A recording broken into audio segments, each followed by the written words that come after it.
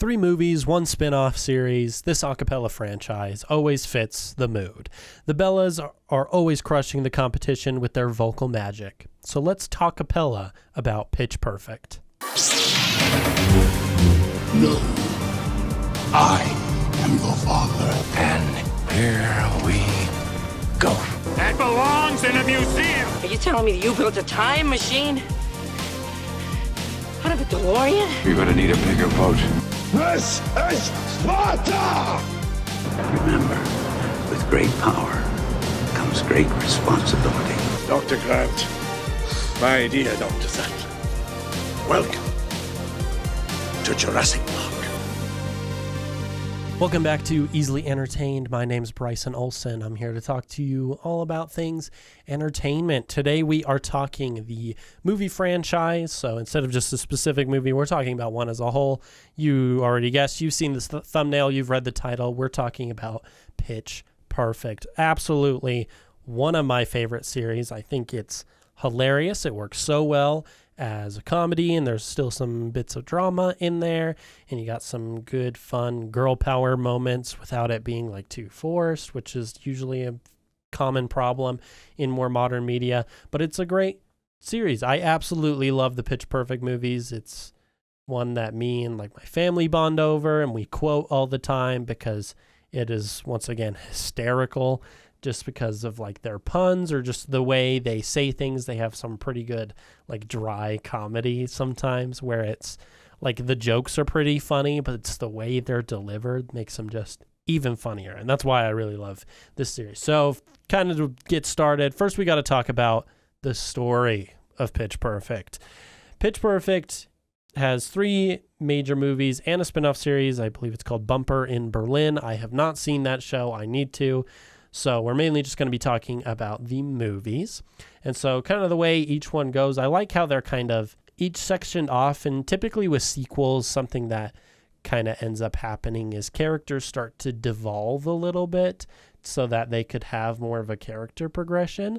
But it feels like in these movies, they are fairly decent at giving each movie its own story that isn't the same as the other one. Like obviously most of the time they are in a competition. It's these group of girls that are all singing a cappella. And so those things are usually relatively the same, but usually the situation that they are all in gets put differently. And I like sequels and a franchise doing that because it gives you something that the audience attached to originally while also giving you something new and interesting. So in like the first movie, it's a lot about college life. They are getting started. It's a college a cappella group.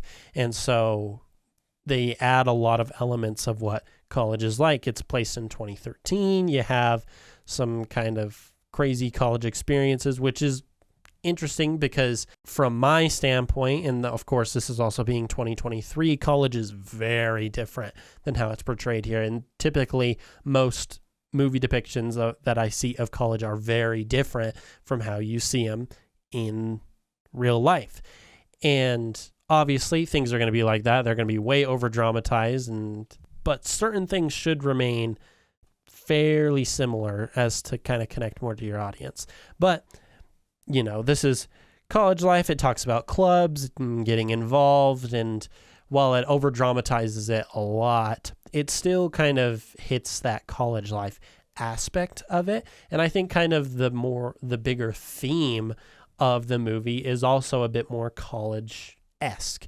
It's a lot more about becoming part of a group, finding where you fit in, wanting to be involved, of course, and trying to connect with others. And that's a big major point for the main character, Becca, which you kind of follow throughout the entire series. She's kind of where you get introduced to this world and where you end in the world. And so it's kind of interesting to have a character like that. And we'll talk about that more in a little bit, but we want to talk about the story first.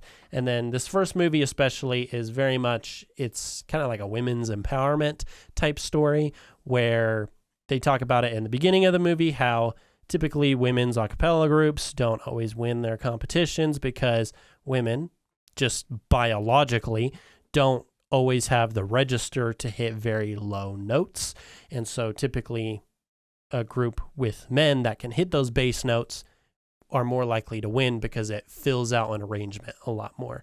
And so they kind of established that in this movie. And, you know, one of the characters, Chloe, she ends up having nodes and gets them taken out. And then that brings her register down a whole lot. And then, of course, they can win their competition because they have a full arrangement of vocals. And then in the second movie, it's kind of a lot of the same thing. It's still the same a cappella group. They're still in college. They're right at the end and they're all about to graduate. So they're kind of facing some stress as they have to venture out into the real world. And kind of with that facing the stress aspect of things, they have to face other a cappella groups that are not just at their college or in colleges in general. They're facing international type a cappella groups. And so they have a lot more competition. And at the very beginning, they feel very embarrassed and kind of feel like because of all the stress and things, they have lost their music. They've lost their sound is how they put it. And so they need to connect again. And I think that's kind of a smart way of devolving your group in a movie, because once again, if you kind of revert back, you're like, well, what was the point of the last movie if they just revert back? In this one, they kind of give it a reason why. They are a bit stressed, they've embarrassed themselves, and so they feel like they've lost themselves, and so they have to get back into it, and that's a smart way to do that. And then they also put a heavy emphasis on original music in this, and that's a big thing with a cappella and these kind of movies, is because you got to include the music. And typically a cappella is covers of music, because that's how you can establish your arrangement, is because you're figuring out, okay, how do I do drums with vocals? How do I do guitar with vocals? How do I make the arrangement sound full without any instruments at all? And so typically you need covers to do that. And so this movie, they establish, hey, we can have original music that's a cappella that still sounds really good. And they even feature a band, well, an a cappella group that has been doing this for a while. In their competition, they have like a little cameo, and that's Pentatonics, which are fantastic. I love them. I think they have some really good songs, especially their Christmas stuff, which, you know, it's Christmas time. I'd be listening to that all the time because they got some bangers. It's pretty good. But yeah, of course, typical comedy movie type stuff, rom-com style. They end up winning their competition in this movie as well, and that's kind of a running trend throughout the entire franchise, and so you kind of know what to expect there. And then when you move on to Pitch Perfect 3, they now have a different task. So now they're all graduated and they all have gone off and done their own things, but they're not really doing great at being solo and things, and that's a major plot point for the whole movie, is about being on your own, being able to be confident in your choices and take control of your life. And that's a huge part of this movie. And so you have that. And then because they're out of things, they kind of want to get back together. They kind of miss being in a group and having other people to rely on. And so you can kind of see this arc that's going, is they get into a group and they like it and they need to work on their group, and then they leave their group but want to go back. You kind of see this like active progression of them being independent while also dependent on each other, if that makes any sense. But because of that, they want to get back together and they want to sing, and they decide they are doing like this international tour for military troops. And then they kind of have a competition, because with these other bands, whoever gets picked at the very end of the tour gets to open for DJ Khaled, he's hilarious in this movie, because I imagine it's just how he is in person. And it's kind of funny that he's just there, and that makes it kind of fun. But all these bands, they're actual bands. They have actual instruments. And so now their conflict is having to go against actual instruments, and actual instruments usually fill a space a lot more. They're meant to carry a lot more than just a voice is. And so you kind of have that aspect of things, and it makes it a lot more complicated. And Becca, once again, our main character, she is going to be picked to open for DJ Khaled, and not because it's not with the group, just her. And so that gives us an aspect of, oh, she has to become solo again. But of course, she's afraid that the group is going to think worse of her. But that's her whole thing. She's a producer. She wants to make music. And so they all encourage her. And it's kind of this fun arc where she's supposed to become part of a group in the first movie. She loves her group and she doesn't really want to leave and kind of still wants to be connected to them, but's not sure where she's going. And then in this, she's a part of her group, but she needs to become solo and she's afraid of going back to being by herself. And I love that kind of progression throughout a franchise. And I don't know if that was planned from the beginning. I know it was directed, I think, by Elizabeth Banks. I know she had some part in making it, and she's in the movie as well. Yes, she's the director. Okay. She's also in the movie as one of the like announcers that follows the acapella groups. Gail, her and John is the character's name. Hilarious. They're probably one of the best parts of the film because their commentary is always just so funny. But I don't know if it was planned from the very beginning to have an arc like this, but the way they had it end out worked really well because you tackle these bigger issues throughout each film while also still maintaining a lot of the core charm. And I think that's something that's not always sought after when creating a franchise, Fast and Furious. But I do like the way they do it. And kind of what makes the story also so fantastic is the characters. The characters in this movie are freaking hilarious. In all the movies, they're really funny. And once again, that comes down to like delivery of comedy and their actors, like Anna Kendrick, Rebel Wilson, you have Elizabeth Banks.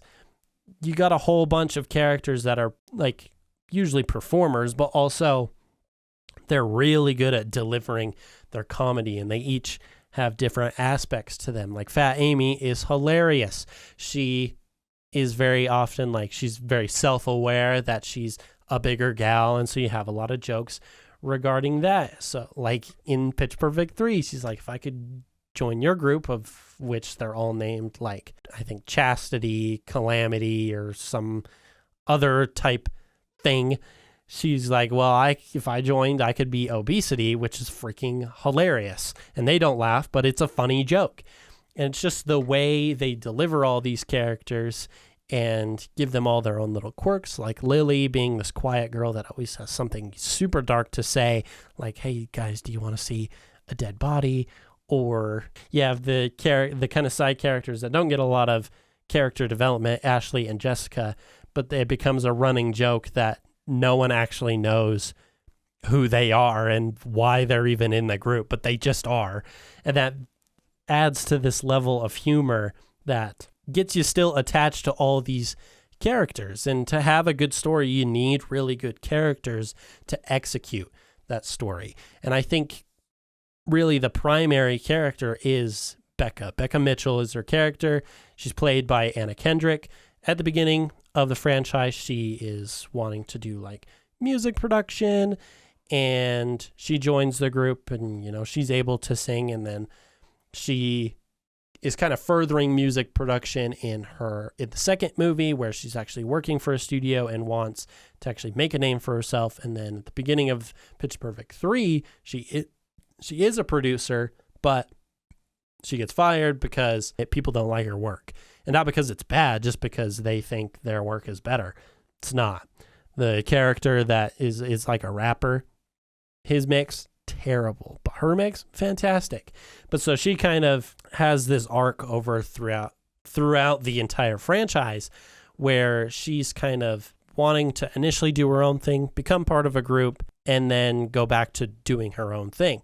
But it's the way her emotions carry her as well. She's very hesitant on joining a group. She never really has a lot of friends. She's kind of distant from a lot of people, but then she has that group and she wants to stick with them and doesn't really want to lose them.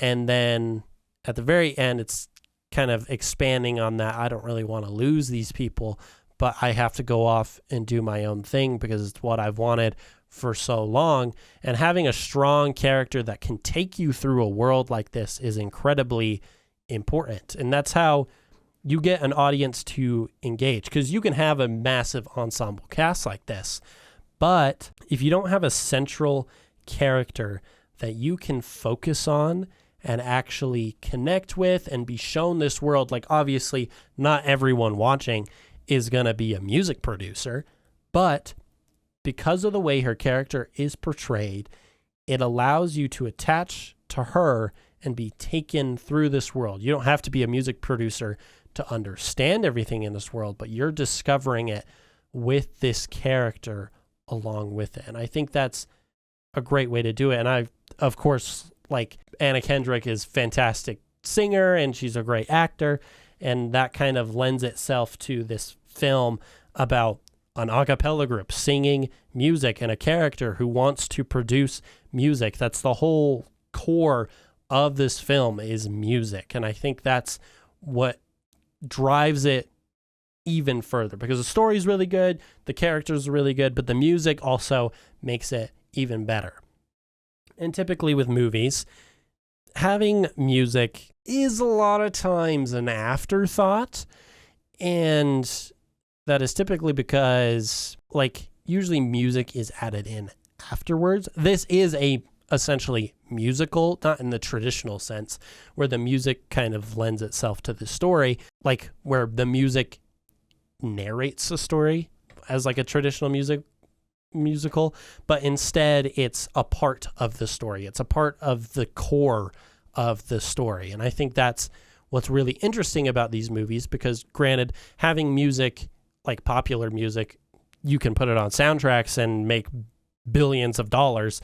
Putting it on Spotify or CDs or whatever, you can make a lot of music, you can make a lot of money like that, but having it be a core part of the story is integral, and that makes the songs hit even harder, because although they're all performances, you now have a sense of pride almost, or yeah, I'd say pride is really good, because you're following these characters and you want them to do really well. So any really good song, you're like, oh yeah, they were able to do this. That's really incredible. And of course, the technical aspect of it as well, because of course, these movies are a cappella. They're a cappella groups. So all these arrangements do have to be done for real, and not just like with instruments and things, like where when instruments are shown on screen, sometimes you can kind of fake it and be like, well, just kind of move your hands in the general direction, but you're not actually playing. In this film, in these movies, they're actually having to create these arrangements with these actual actors, because it's not going to sound right if they don't. And sometimes you can get away with it a little bit, but for the most part, you want the actors to be able to sing these type of arrangements, and that makes you connect with them a lot more. And anytime there's a really big arrangement on screen, you're like, oh yeah, that's so cool. I love that they were able to do that, and this feels awesome for their characters because they are invested in the kind of story, lets you be invested in the development of their music. And that makes the performances a lot more hard-hitting. It makes you feel them more, just like the audience in the movie is feeling them a lot more.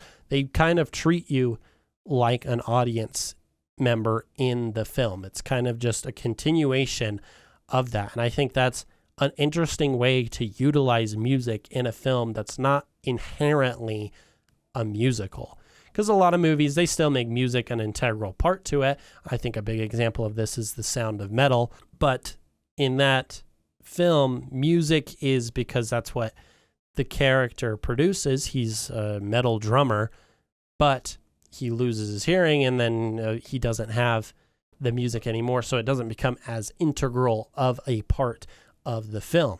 And I like this use of music that's actually making it a part of the film. It's a part of the characters, of who they are. It's a part of the story and why the story exists.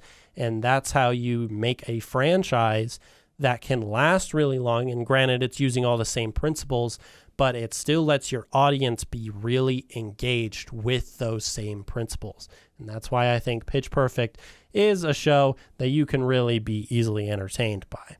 And yeah, that was my thoughts on Pitch Perfect. I hope you really like Pitch Perfect as well, because it's such a good franchise. And before we go, of course, we have the question of the week.